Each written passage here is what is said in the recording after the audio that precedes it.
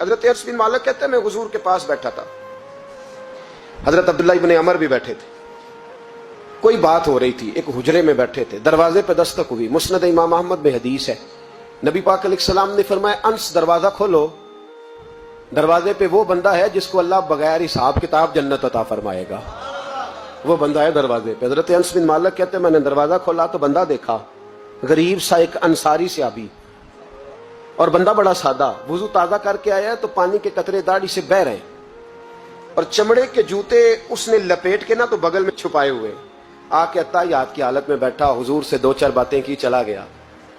ہم اس کا رنگ دیکھتے رہے اور مصطفیٰ کا کرم دیکھتے رہے. اس کو حضور نے جنتی کہا ہے. کہتے ہیں اگلے دن اسی ٹائم اسی وقت ہم حضور کے پاس بیٹھے تھے, پھر دروازے پہ دستک ہوئی. حضور نے فرمایا دروازہ کھولو, دروازے پہ وہ بندہ ہے جس سے اللہ بغیر حساب کتاب جنت عطا فرمائے گا, بغیر حساب. کہتے ہیں دروازہ کھولا اور جیسے ہی میری نظر پڑی, بندہ بھی وہی ہے جو کل آیا تھا, اور انداز بھی وہی ہے جو کل تھا, اسی طرح پانی کے قطرے, اسی طرح جوتے بغل میں, السلام علیکم, کل حضور فلاں بات کی تفصیل پوچھنی مجھ سے رہ گئی تھی, غلطی ہوگی, دوبارہ آیا ہو. اس نے اپنی گفتگو کی, چند جملوں میں بات سمیٹی, چلا گیا. فرماتے ہیں اتفاق کی بات کے دن تیسرا, بندے بھی ہم دونوں, میں اور عبداللہ ابن عمر. حضرت انس بن مالک کہتے ہیں دونوں بیٹھے تھے, سیم ٹائم سیم ڈے. پھر دستک ہوئی, حضور نے فرمایا دروازہ کھولو, اور مسکرا کے فرمایا دروازے پہ وہ بندہ ہے جسے اللہ بغیر حساب کتاب جنت عطا فرمائے گا.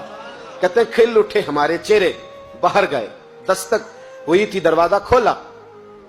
فرماتے ہیں مجھے یقین تھا وہی ہوگا جو 2 دن پہلے آیا تھا, اور میرے یقین کے مطابق ہی کام ہوا. وہی بندہ تھا جو کل بھی تھا, جو پرسوں بھی تھا, حالت اور کیفیت اور انداز بھی وہی تھا. پانی کے قطرے بہ رہے ہیں, اور اس شخص نے جوتے بغل میں دبائے ہوئے خدمت میں حاضر ہوا, بیٹھ گیا, بات چیت کی, چلا گیا. حضرت انس بن مالک کہتے ہیں تھوڑی دیر ہوئی تو حضور بھی تشریف لے گئے. حضرت عبداللہ ابن عمر مجھے کہنے لگے یار ویسے کتنے اس کے نصیب ہیں, کتنے نصیب ہیں. کوئی آیا لے کے چلا گیا, کوئی آیا لے کے چلا گیا, کوئی عمر بھر بھی نہ پا سکا. میرے مولا تجھ سے گلا نہیں, یہ تو اپنا اپنا نصیب ہے, یہ تو اپنا اپنا. اور نہ کسی کے حال پہ طنز کر, نہ کسی کے غم کا مذاق اڑا, وہ جسے چاہے جیسے نواز دے. یہ مزاج لطف رسول ہے صلی اللہ تعالی علیہ وسلم. کہتے ہیں ہم لوگ گفتگو کرنے لگے. عبداللہ ابن عمر مجھ سے کہنے لگے یار ویسے پتہ کرنا چاہیے یہ کون سا عمل کرتا ہے, پتہ کرنا. ایسے ہم نہیں پتہ کرتے کہ یہ بندہ بڑا چمک گیا, پتہ کرو کون سا کاروبار کرتا ہے, ذرا اس کی جاسوسی تو کرو. اور بندے بھی بڑے سمجھدار ہیں, وہ سائیڈ بزنس نہیں بتاتے. وہ کہتے ہیں وہ جو میرا علیحدہ ہے وہ نہیں بتانا, کہیں یہ نہ شروع کر لے. حالانکہ انسان کے پاس جو خوبی, جو اللہ نے اسے دولت دینی ہوتی ہے, وہ اپنا اپنا نصیب ہوتا ہے, وہ گھر میں بیٹھے بھی اللہ عطا کر دے. وہ کہتے ہیں کہ پتہ کرو کیا عمل کرتا ہے. تو حضرت عبداللہ ابن عمر کہتے ہیں میں اس کے پیچھے ہو گیا, اس سے سلام لی. تو میں نے کہا مجھے 2-3 دن کے لیے مہمان بنا لو گے, مان نہ مان میں تیرا مہمان, 2-3 دن کے لیے مہمان بنا لو گے. تو کہتے ہیں مجھ سے کہنے لگا کو گھر میں جھگڑا ہو گیا, کیونکہ پڑوس میں تو تمہارا قریب ہی تو تمہارا گھر ہے, میرے مہمان بننے کو جھگڑا ہے. تو میں نے کہا چلو ایسے ہی سمجھ لو اور مجھے مہمان بنا لو. کہتے ہیں میں 3 دن اور 3 راتیں اس شخص کے ساتھ رہا.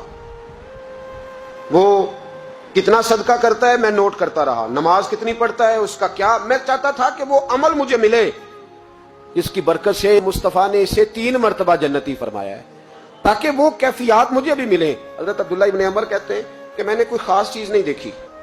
وہ عشاء پڑھتا تو فجر تک بستر پہ کروٹیں لیتا, اور میں الحمدللہ اٹھ کے تہجد بھی پڑھتا, نوافل بھی پڑھتا. کہتے ہیں وہ 1 سپارہ پڑھتا, میں 3 پڑھتا.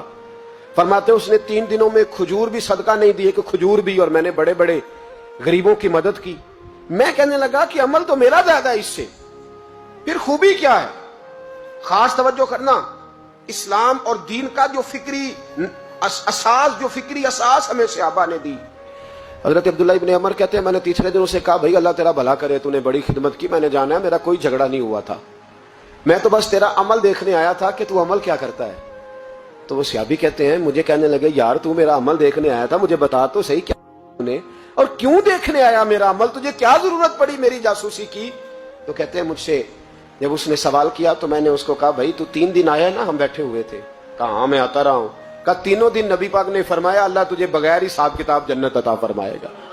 تو میں چاہتا تھا کہ میں ذرا جاسوسی کروں, ذرا دیکھوں, کھوج لگاؤں, कौन सा ऐसा अमल है, आप भी जरा ध्यान दीजिएगा, कौन सा ऐसा अमल है, हालांकि तू शाह पढ़ता है और उठ के फजर पढ़ता है, मैं तहज्जुद भी पढ़ता हूं, तेरा सिपारा एक है मेरे 3 है, कौन सा ऐसा अमल है जिसके सबब तुझे जन्नत मिलेगी? कहते हैं वो सहाबी कहने लगे यार कोई ऐसा अमल नहीं, कोई शय नहीं, मैं इस काबिल ही नहीं, मन आनम के मन दानम, जो मैं हूं मुझे पता है।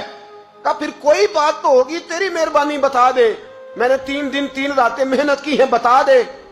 कहते वो कहने लगे अगर तुझे बताऊं ना तो फिर सुन, मैं जब रात को सोता हूं तो अपने दिल पे नजर डालता हूं, और सवेरे जब उठता हूं तो फिर अपने दिल पे नजर डालता हूं, मोबाइल पे नहीं, कुंजी पे नहीं, ये चाबियां किधर हैं, बटुए पे नहीं, मैं रात को सोते हुए भी अपने दिल पे नजर डालता हूं, सवेरे उठते हुए भी मैं सबसे पहले अपने दिल पे नजर डालता हूं।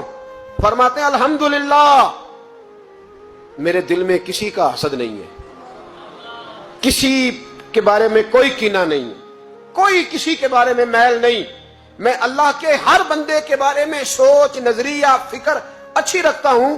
और फरमाया मैं तेरे बारे में भी अब्दुल्ला यही सोचता हूं कि तू मुझसे ज्यादा नेक है। अल्हम्दुलिल्लाह इस वक्त भी मेरा ज़हन ये है कि अनस बिन मालिक मुझसे ज्यादा परहेजगार है, इस वक्त भी मेरी सोच ये है कि महबूब के सब सहाबा में सबसे कमजोर मैं ही हूं। नाब अब्दुल्ला इब्न अमर कहते हैं मैंने उसका हाथ चूमा, मैंने कहा समझ आ गई है, तेरा नजरिया तेरी सोच पक्की और सच्ची मुसलमान है, तू दिल और रूह का मुसलमान है, तू नजर और रूह का मुसलमान है। ये सबब है कि अल्लाह के रसूल ने जमीन पर चलते हुए भी तुझे 3 दफा जन्नत की बिशारत अता फरमा दी।